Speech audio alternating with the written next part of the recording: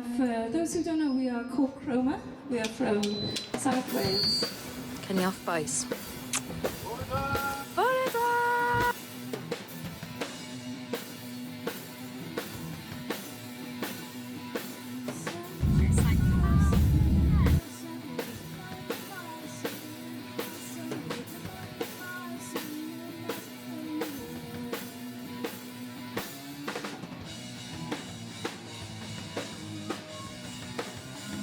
And a Cymraeg baby.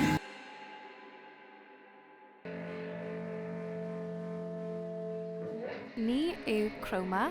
Ni wedi bod yn gweithio gyda fel rhan y prosiect rili diddorol Prifysgol Caerdydd yn creu cysylltiadau rhwng y diwylliant pync Māori a'r iaith Cymraeg.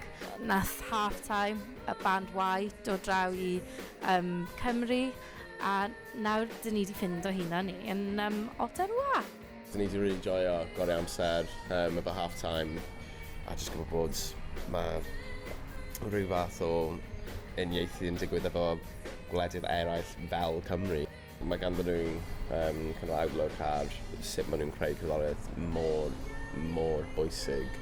Dyn nhw wedi creu fel scene ei hunan, neu y teigiad scene oedd yna'n barod gyda fel twist wahanol.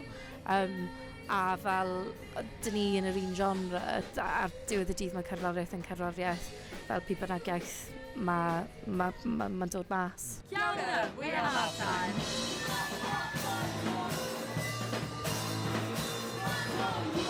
This has been a really important project for me because this is one of the most major attempts I've ever made to kind of reclaim Te Reo Māori and Te Ao Māori for myself. I think that's been a really important journey for me, and it's just, the music of this band has really sort of just enabled me to do that in a way that sort of makes things stick in my brain a lot better. Something that I've definitely learned and benefited from knowing Chroma and being around them musically, and then also talking in depth about language revitalisation stuff, is how similar a lot of our stories are. It's a testament to the resilience of Indigenous communities worldwide and the importance of championing Indigenous languages. Chroma have really proved that there's an audience for Cymraeg, and there's an audience for people who want to hear Indigenous languages being spoken and being sung and being vocalised. There's so much path to be tread that we haven't explored yet, maybe out of shame or, worry of not being considered Māori enough. I just think more music, more everything.